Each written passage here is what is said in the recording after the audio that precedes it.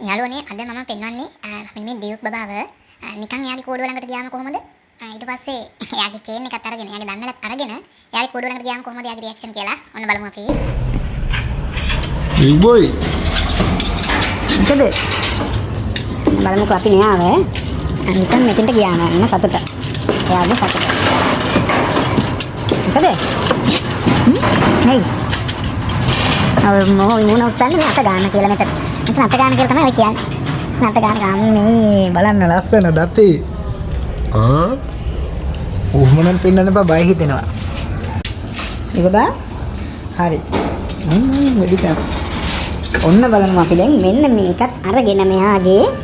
එතෙන්ට ගියාම තියෙන වෙනස මේකත් අරන් මෙන්න වෙනස